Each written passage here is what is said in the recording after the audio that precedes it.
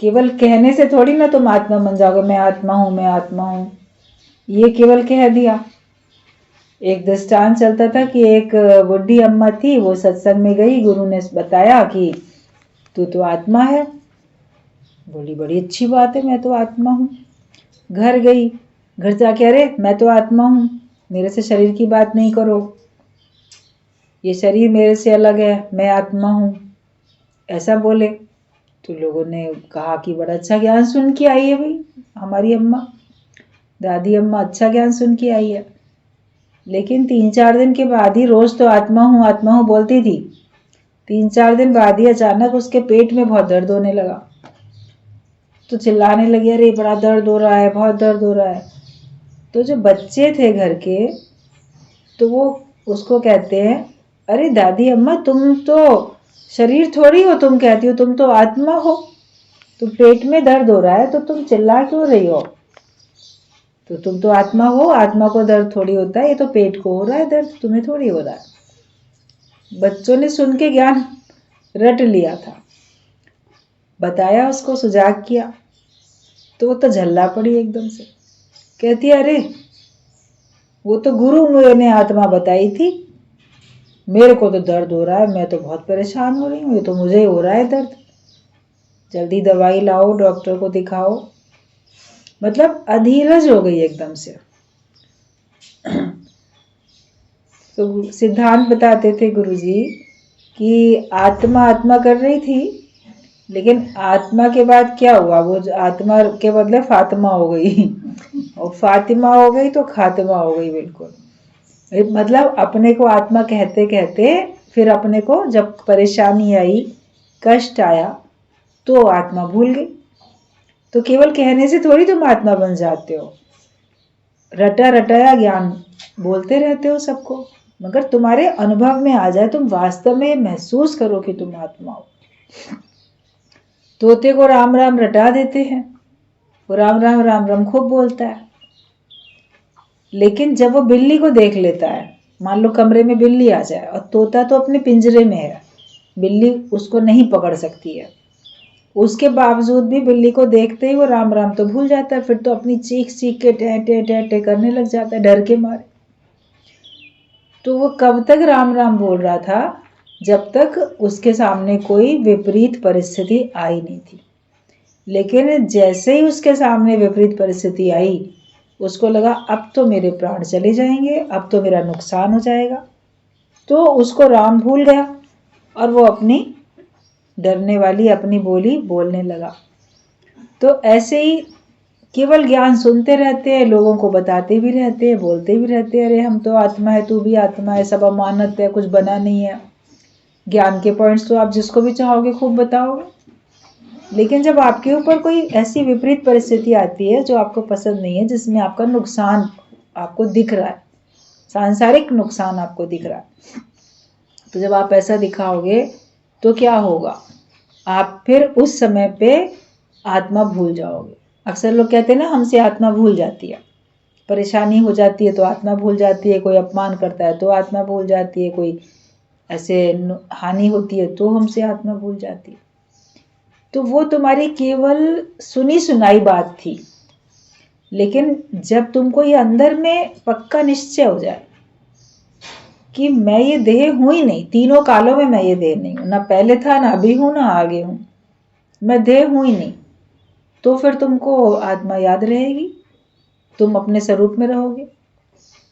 दादाजी का शरीर कभी बीमार पड़ता था तो उनको लोग डॉक्टर के पास भी लेके जाते थे, तो डॉक्टर पूछते थे बताइए क्या तकलीफ है, क्या परेशानी है, तो पेशेंट से पूछेंगे ना, तो वो कहते थे कि मैं तो ठीक हूँ बिल्कुल।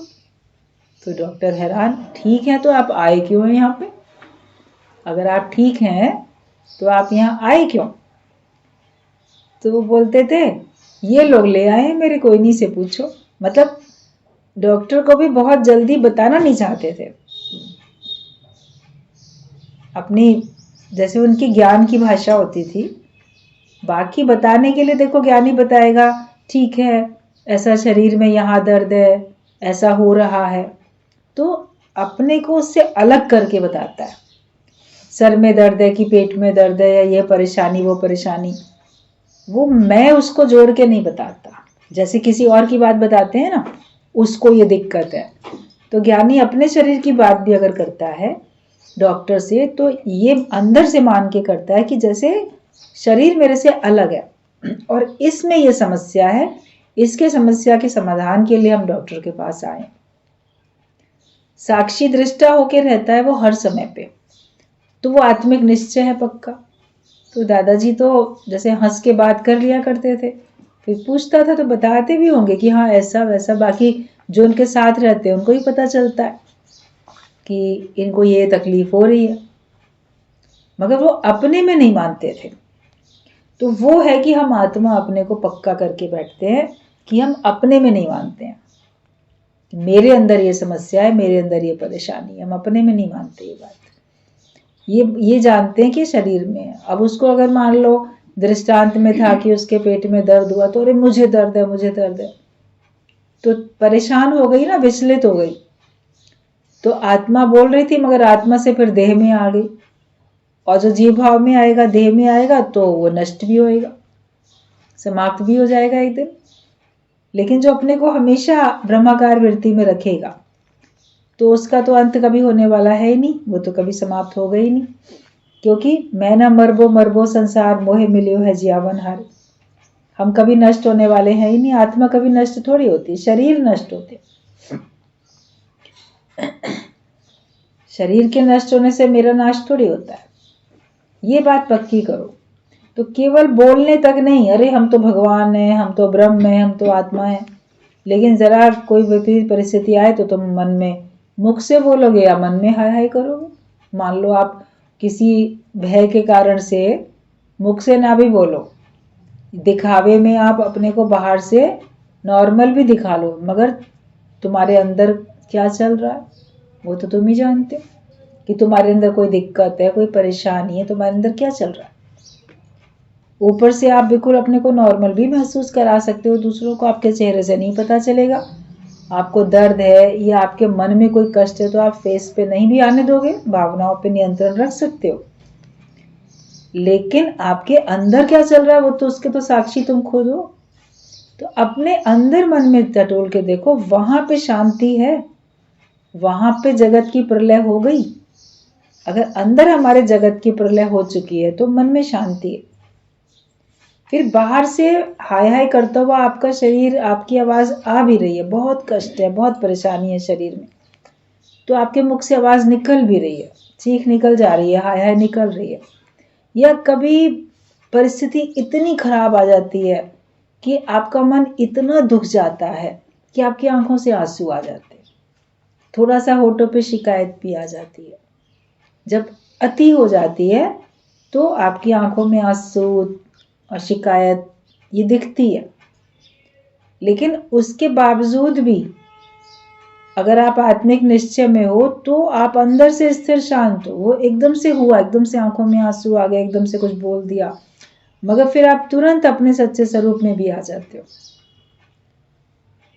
तो एक बाहर की परिस्थिति से थोड़ी देर के लिए आया और वो चला गया, क्योंकि उसका प्रभाव हमारे पे पड़ जाता है। अब सर्दी गर्मी का प्रभाव भी तो पड़ता ही है ना। ऐसा तो नहीं है कि आप ज्ञानी हो गया, आत्मा हो तो आपको सर्दी गर्मी का असर नहीं होगा, या आप आत्मा हो तो आपको भूख प्यास असर नहीं करेगी। हार जीत, मान अपमान, जितने भी द्वंद्वी जोड़े हैं वो बाहर से आते हैं, लेकिन ज्ञानी अंदर से उसमें शांत और स्थिर रहता है। तो वो हमारे अंदर में आत्मिक निश्चय पक्का है तब होता है, वरना आपके अंदर में कोई ना कोई दिक्कत परेशानी चलती रहती है। तो केवल कहने से तुम आत्मा नहीं बन जाओगे, लेकिन तुम्हें आत्माकार स्थिति में अपने को लाना है। और जो भी परिस्थितियां आती हैं, विपरीत परिस्थिति आती रहती है, आप सोचते हो मेरे ऊपर क्यों आती है विपरीत परिस्थिति, आपकी चेकिंग के लिए आती है। आत्मा पक्की है कि नहीं इसके लिए आती है। जिनसे आपको उम्मीद नहीं होगी वो भी आपसे उल्टा चलेंगे, जिनसे उम्मीद नहीं होगी वो भी आपको भला बुरा कह देंगे, तो फिर आपको दिक्कत आएगी, परेशानी आएगी। तो बोलो ऐसा भी होता है। ज्ञानी तो अपने लिए भी बोलता है ऐसा भी होता है, दूसरे के लिए भी बोलता है ऐसा भी होता है। संसार में कुछ भी होता है, नथिंग न्यू अंडर द सन। जब से संसार बना है तब से संसार में कुछ ना कुछ चल ही रहा है, तो कोई नई बात नहीं हो रही है। जो कुछ आपको आज सीन दिखता है, घटना दिखती है, वो इतने संसार जब से बना है तब से अनेकों के ऊपर अनेकों बार वैसी बातें आई हैं। तुम्हारी नॉलेज में अब आई है, तुम्हारे जीवन में अब आई है, लेकिन वैसा तो कितनों के साथ होता चला आ रहा है। सूर्य सबका साक्षी है, सूर्य बना वो साक्षी, वो सबको देख रहा है।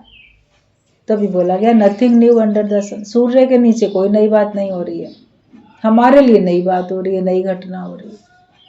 तो अपने को जब उस आत्माकार अवस्था में आप ले आओगे तो फिर आपके अंदर में शांति आ जाएगी, मन शांत रहना चाहिए। और ज्ञानी के अंदर द्वैत नहीं होता, उसके अंदर एक न दो, वो द्वैत नहीं होता। वो अपने को सब में और सबको अपने में मान के चलता है। मैं सब में विद्यमान हूँ, सब मेरे में है, मेरे से अलग कोई भी नहीं है।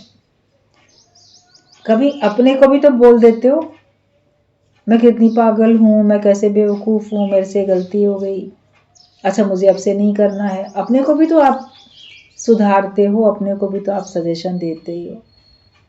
तो दूसरे को भी सुधारने के लिए बोल दिया, उसको सजेशन दे दिया, मगर वो अंदर में जानता है ना मानो तो कोई जोर नहीं, नहीं मानोगे तो कोई जोर नहीं है, मान लिया तो भलाई है।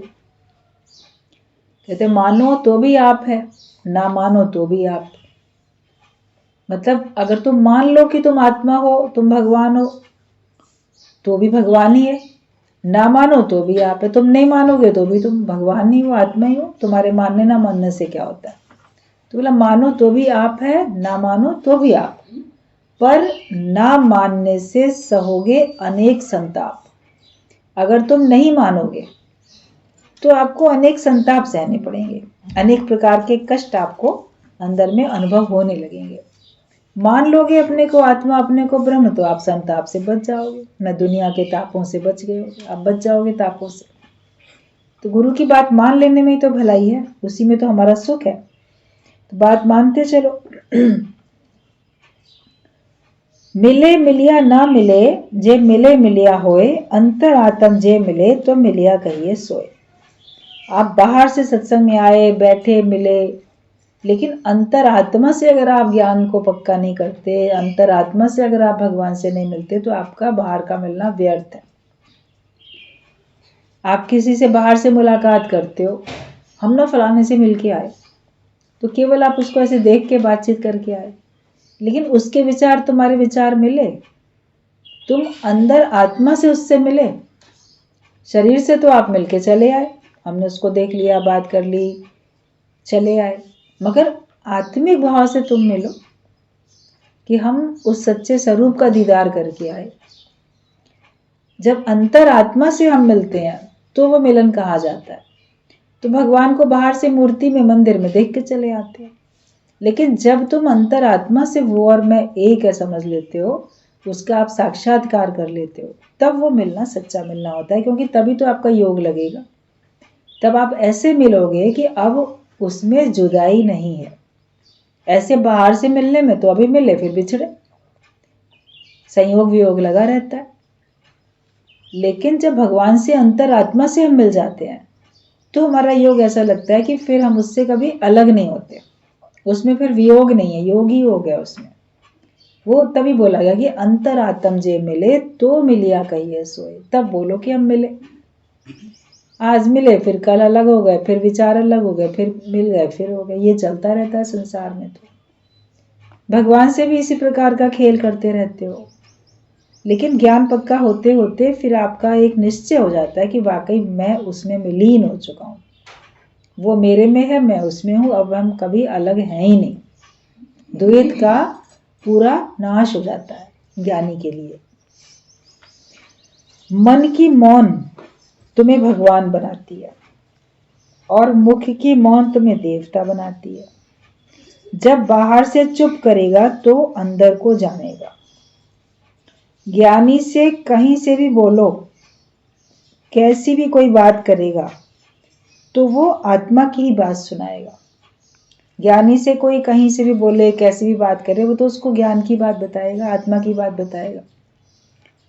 तुम किसी से कोई बात करते हो, दूसरा भी उसी प्रकार की बात करता है। अगर तुम ज्ञानी हो तो तुम सबसे ज्ञान की बात करोगे। अब तुम्हारे सामने ज्ञानी तो नहीं आएंगे ना हर समय, अज्ञानी लोग भी तो आएंगे। अज्ञानी अपने अज्ञान की बात करेंगे, पलट के तुम क्या बात करोगे? तुम अज्ञानियों से अज्ञानियों की तरह अगर व्यवहार करो, अज्ञानियों से अज्ञानियों की तरह ही वार्तालाप करो, तो तुम्हारे में और उसमें कोई अंतर ही नहीं है। तो हमें जैसे ऐसे जो भी कोई कहीं से बात करे, आप उसको ज्ञान का जवाब दो। ये आपका धर्म है। आपको अज्ञानता की बातें नहीं बोलनी है। आप बोलो नहीं, जैसा वो बोल रहा था वैसा हमने जवाब दिया, हम भी उसी हिसाब से बात कर रहे हैं।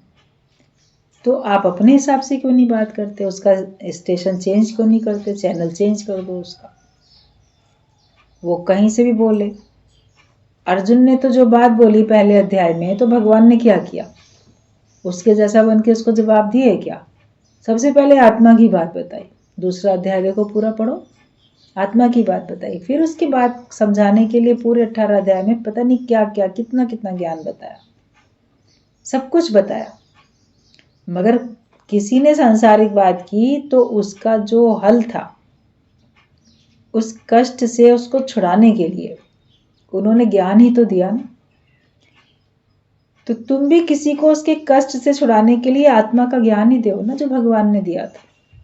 तुम उसको और बातों में क्यों समझाते हो? और बातें भी समझाओ बाद में, लेकिन पहले तो तुम उसको ज्ञान की बात बताओ ना। अगर तुम और साधारण बातें बताने लगोगे तो ज्ञान कभी नहीं बोल पाओगे, फिर उन्हीं बातों में उलझ के रह जाओगे। इसलिए हर एक से बात करो तो आत्मा की बात करो, ज्ञान की बात करो, भगवान की बात करो। दूसरी बात हमें नहीं करनी है। तो मन की मौन तुम्हें तो भगवान बनाती है, और मुख की मौन तुमको देवता बनाती है। ज्यादा बोलो ही नहीं, शांत करके बैठो। और अगर बोलना भी हो तो ज्ञान की बात बोलें। जब तुम बाहर से चुप करेगा तो अंदर को जानेगा। बाहर से तो चुप करो ना। बोलत बोलत भय बेकारा, बिन बोलत जयकारा। बोलते ही रहते हैं, बोलते ही रहते हैं, संसारिक बातें बोलते रहते हैं या ज्ञान की बातें बोलते रहते हैं। लेकिन किसी को ज्यादा बोलने की आदत होती है, वो चुप नहीं रह पाता। मगर जब आप बाहर से मौन करोगे तो आपको अपने अंदर क्या चल रहा है उसका पता चलेगा, अंदर के शोर का पता चलेगा। फिर अंदर भी आप मौन कर लोगे। ख्याल कितने उठते रहते हैं, कितनी कितनी बातें हमारे अंदर चलती रहती हैं, लेकिन उनको सबको चुप कराते जाओ। उन बातों को, जो ख्याल चल रहे हैं उनको वहीं पे शांत करो, उनको आत्मा की राह दिखाओ। मन को आत्मा की राह दिखा दे, वरना मन नहीं मानेगा। मन मानने वाला है नहीं, उसको हमें आत्मा की राह दिखानी है। और तुम्हें जैसे ज्ञानी ने ज्ञान ही सुनाया है, तो तुमको भी हर एक को ज्ञान बताना है। कृष्ण ने अर्जुन को 18 अध्याय ज्ञान के सुनाए। तुम्हारे पास कोई कैसी भी बात लाता है तो तुम आत्मा का जवाब देगा या कोई और भी बात करता है, ये अपने से पूछो। भगवान ने तो 18 अध्याय में इतना बोला, ज्ञान ही बोला, उसका संशय भ्रम सब दूर किया।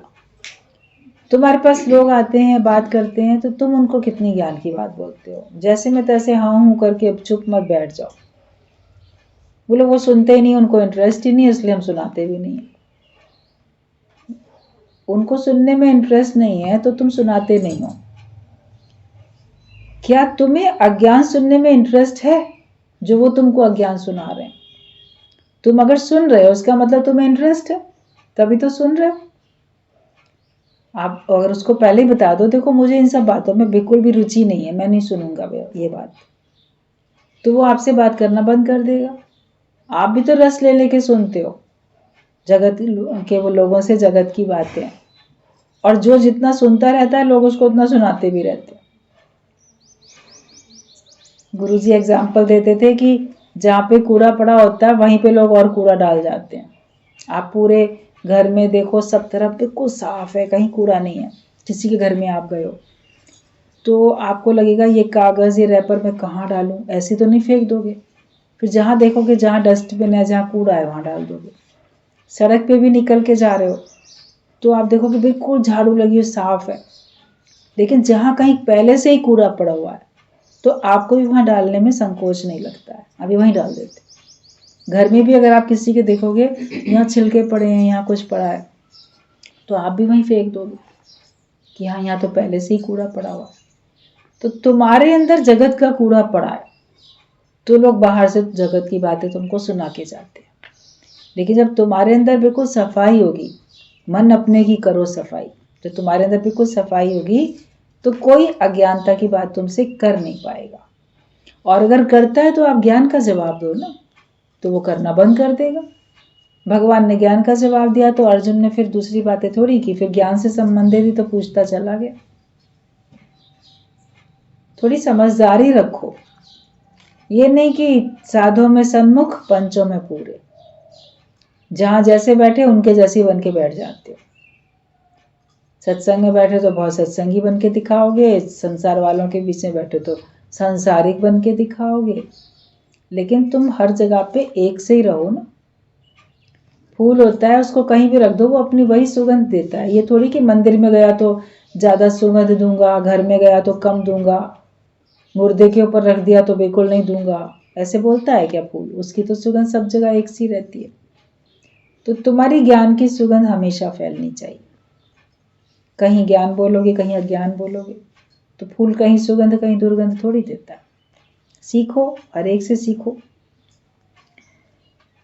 तो तुम्हारे पास कोई कैसी भी बात लाता है तो तुम क्या जवाब देते हो, ये अपने से चेकिंग करो। यहाँ किसी का किसी से भी कंसर्न ना होवे। सत्संग में भी आके बैठते हो तो किसी का किसी से कंसर्न नहीं होना चाहिए। सत्संगी लोग भी आपस में बड़ा प्रपंच करते हैं, वो लोग भी आपस में बहुत दुनियादारी की बातें करेंगे, नाम रूप की बातें करेंगे, सत्संगियों की बातें करेंगे, सत्संगियों के घर वालों की बातें करेंगे। उसकी बेटी ऐसी, उसकी बहू ऐसी, उसका पति ऐसा, उसकी सास ऐसी। सत्संगी भी एक दूसरे के घर में, पर्सनल लाइफ में इंटरेस्ट लेते रहते हैं। नहीं जरूरत है इंटरेस्ट लेने की। और जो भी कोई सत्संग में आता है उससे अगर कोई सत्संगी उसकी पर्सनल लाइफ के बारे में पूछे तो उसको जवाब भी नहीं देना चाहिए।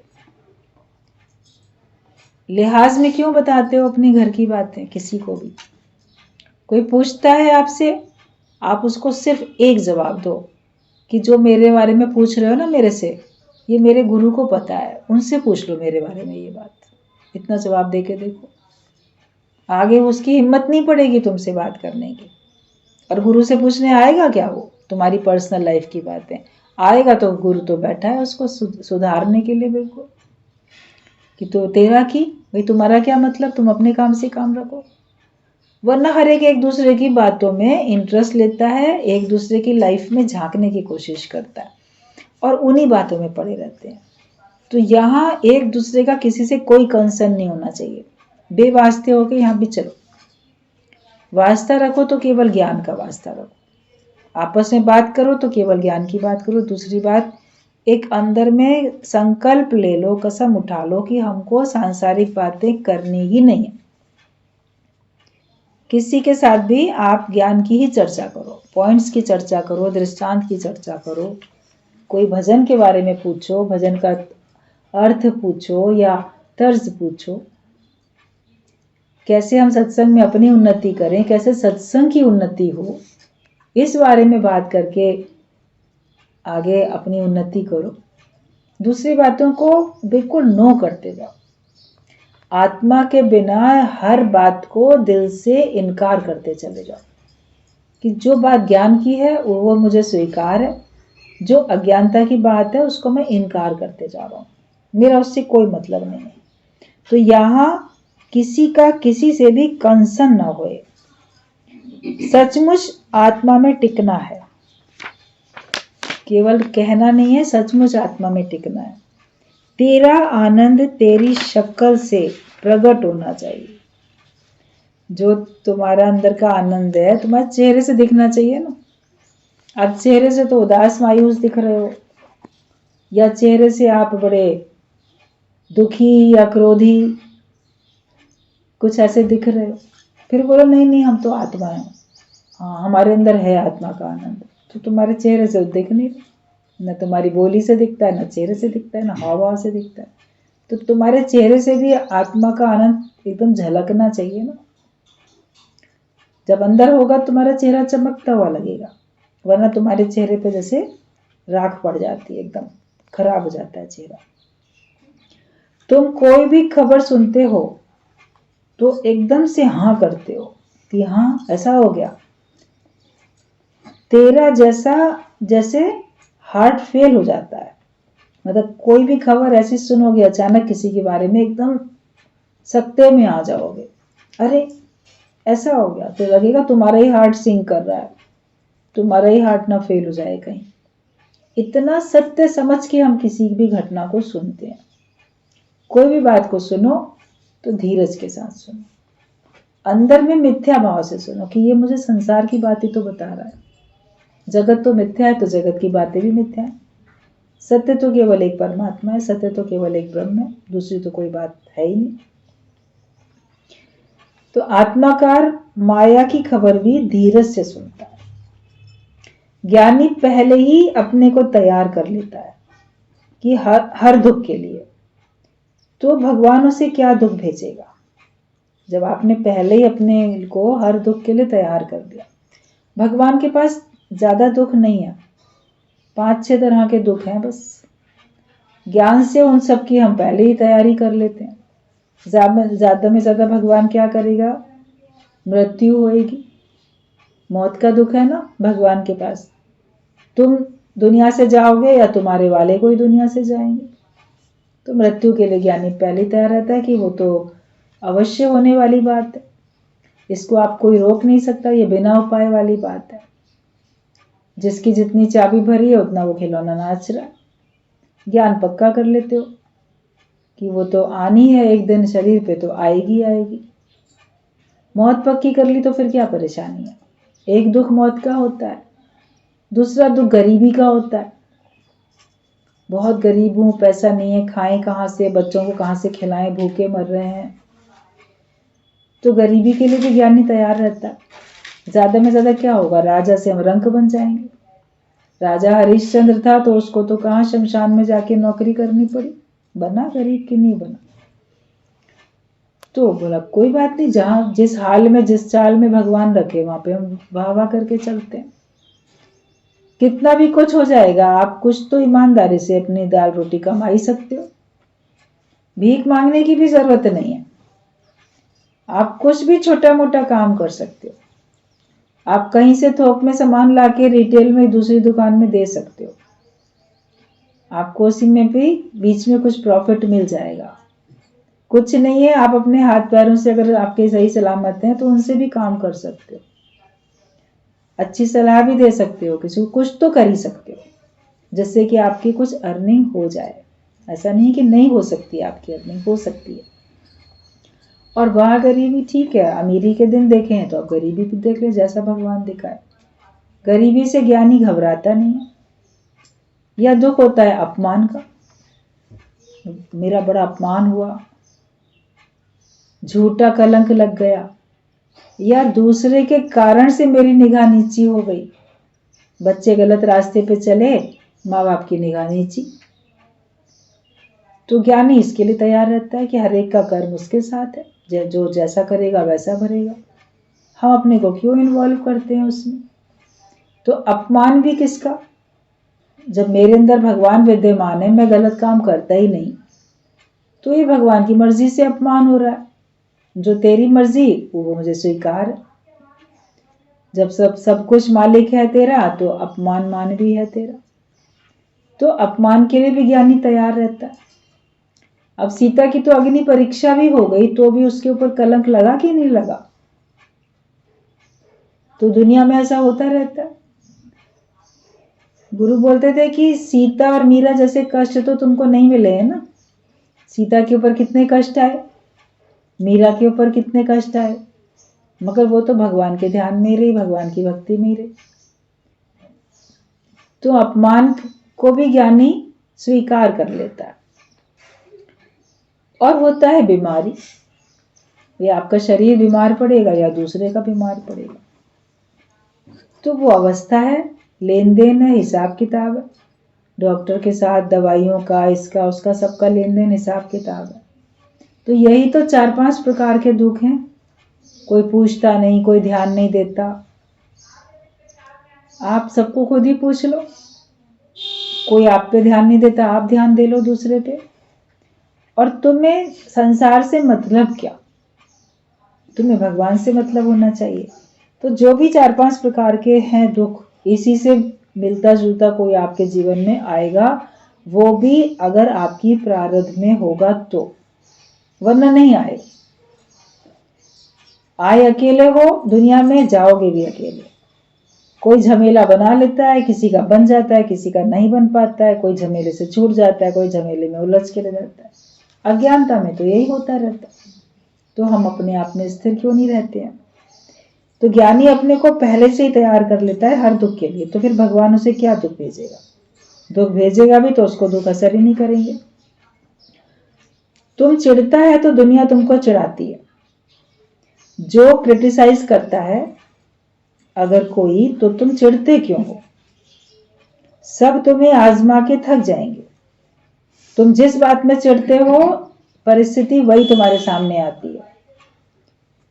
लोग तुम्हारी आलोचना करते हैं, तुमको भला बुरा कहते हैं, गलत फहमी तुम्हारे प्रति रख लेते हैं, तो तुम दुखी होते रहते हो, चिढ़ते रहते हो। लेकिन तुम चिढ़ना बंद कर दो, लोग तुमको आजमा के थक जाएंगे, बोलेंगे अब तो ये हमारी बात का बुरा ही नहीं मानता। हम इसको जो बोलें ये चिढ़ जाता है, तो पहले तो हम बोल देते हैं, अभी चिढ़ता ही नहीं है तो बोलना ही बंद कर देते हैं। वो भी अपने काम में लग जाते हैं। किसी के पास इतना टाइम थोड़ी है कि दूसरे के लिए सोचता रहे, उनको अपनी भी देखना होता है। तो तुम चिढ़ना बंद करो, तो लोग तुमको आजमा के थक जाएंगे। दुख दारू सुख रोग भया। ज्ञानी के लिए दुख दवाई है और सुख तो उसके लिए रोग है, कि हम अपने को बीमार नहीं करें, सुखों में अपने को लिप्त नहीं करें। और हम दुख है तो ये मेरे लिए दवाई है, जैसे ये मेरे को अपने सच्चे स्वरूप की ओर लेके जा रहा है। दुख में मैं स्वस्थ हो रहा हूँ, मतलब अपने स्व में स्थित हो रहा हूँ। जो मेरा अपना आत्मा है, मैं उसमें स्थिर हो रहा हूँ। सोना आग में तो और भी चमकता है, कहते भट्टी में पड़कर सोने का रंग निखरता है। भगवान के पास अंधेरा नहीं है, भगवान के पास इंसाफ ही इंसाफ है। तुम्हें द्रौपदी की तरह पुकारना नहीं है, पर विश्वास रखना है। जो भगवान करता है वो ही तुम्हें पसंद नहीं आता है, पर तुम्हें पसंद आना चाहिए। जो भगवान करता है वो तुमको पसंद नहीं आता, लेकिन तुम्हें पसंद आना चाहिए। और विश्वास रखो, शिकायत नहीं करो, ऐसे पुकारो नहीं एकदम कि अरे हम भगवान ये तुम क्या कर रहे हो, या मेरी मदद के लिए आओ। विश्वास रखो कि भगवान तो मदद के लिए बैठे ही। और जो अपनी मदद स्वयं करता है, तो परमात्मा भी उसकी मदद करता है। तुम अपनी मदद खुद नहीं कर रहे हो, अपने को अधीरज किए ले रहे हो, तो तुमने अपनी मदद कहाँ की। धीरज में रखो ना अपने आप को। धीरज धर्म मित्र और नारी, आपत्ति काल परखिए जारी। तो धीरज में तुमको रहना है ना, अपनी मदद करो। अपने धर्म पे तुमको चलना है, अशोक रहना तुम्हारा धर्म है। भले दूसरों को आपने देख लिया कि हाँ देखो मुसीबत में ना मेरे मित्र काम में नहीं आए, मुसीबत में ना मेरे परिवार वाले भी काम में नहीं आए, पत्नी भी काम में नहीं आई। मान लो आपका मन ऐसे देख रहा है, कोई नहीं काम में आ रहा है, तो तुम तो अपने धीरज में रहो ना। तुम अपने धर्म पे चलो, वो अपने धर्म पे नहीं चला, उसकी मर्जी। तुम अधीरज क्यों होते हो। जो अपनी मदद करोगे तुम, ज्ञान के हिसाब से अपना जीवन बनाना, अपनी मदद करना होता है, तो फिर आप देखोगे कि भगवान भी आपकी मदद कर रहे हैं। भगवान इतना सर्वशक्तिमान, हेतु रहित, दयालु, कृपा का सागर है, तो भी उसको तुम बेइंसाफी वाला कहते रहते हो। सबके लिए तुमको शिकायत है, भगवान के लिए भी शिकायत है। भगवान तो इतना इंसाफ वाला, तो भी अरे भगवान तेरे राज्य में अंधेर है, भगवान तुम भी बेइंसाफी कर रहे हो, उसको भी तो कलंक लगाते रहते। भगवान बोले मैं तो सबको उनका हिसाब किताब बिल्कुल ईमानदारी से दे रहा हूँ, और तो भी मेरे पर ये इंसान झूठा कलंक लगा रहा है। भगवान तुमने ऐसा क्यों किया, गलत किया। तो हम भगवान को बेइंसाफी वाला कहते रहते हैं, और सबके लिए तुमको शिकायत है, भगवान के लिए भी तुमको शिकायत है। पर अपनी इच्छा व स्वार्थ अगर निकल जाए तो तुम्हारी शिकायत खत्म हो जाए। अगर तुम्हारे अंदर से इच्छाएं खत्म हो जाएं और स्वार्थ खत्म हो जाए तो तुम्हें किसी के लिए शिकायत करने की जरूरत ही ना पड़े। कोई व्यक्ति किसी की शिकायत कब करता है? जब उसमें कोई इच्छा थी, उसने पूरी नहीं की, या मेरा उससे कोई स्वार्थ जुड़ा हुआ है और वो मेरा स्वार्थ पूरा नहीं हुआ, तो हम उसकी शिकायत करने लग जाते हैं। ज्ञानी के पास ना कोई इच्छा है ना स्वार्थ, इसलिए उसके जीवन में शिकायत नहीं है। उसके जीवन में शुक्राने हैं, शुक्रानों के गीत वो गाता है, शिकवे शिकायत नहीं करता, क्योंकि किसी से कुछ चाहता नहीं है। चाहा नहीं तो पूरा हुआ या ना हुआ उससे क्या मतलब है? फिर शिकायत क्या करनी किसी की? हमारा कोई किसी से स्वार्थ नहीं है। तो अपनी इच्छा व स्वार्थ अगर निकल जाए तो शिकायत ही खत्म हो जाए।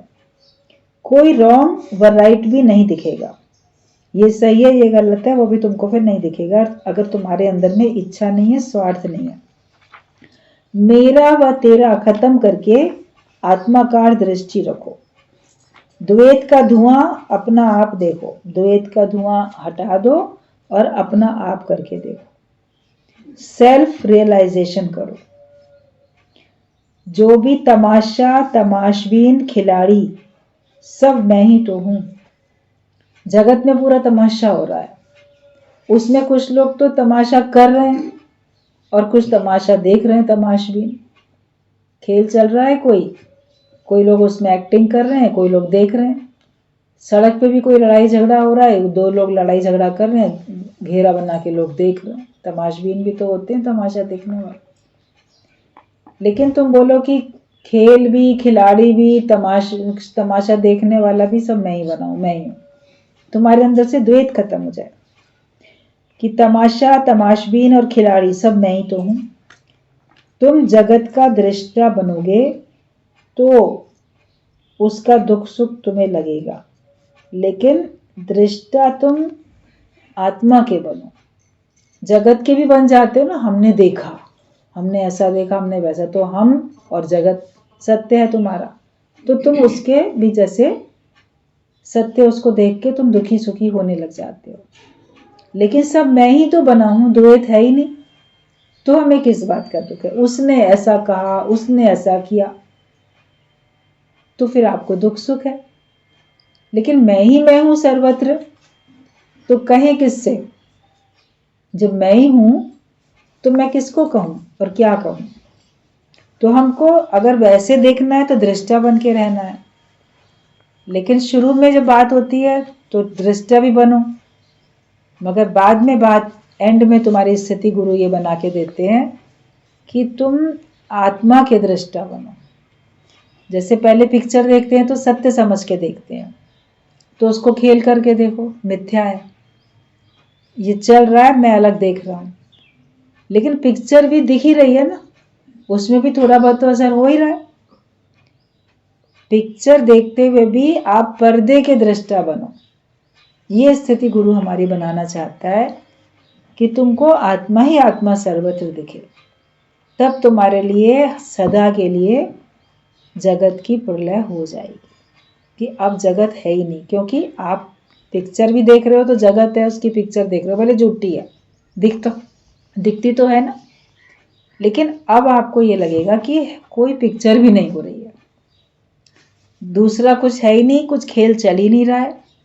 पहले ये होगा कि सारा कुछ है लेकिन मिथ्या है, या मैं ही सब तरफ हूं, मगर फिर कुछ हो ही नहीं रहा है।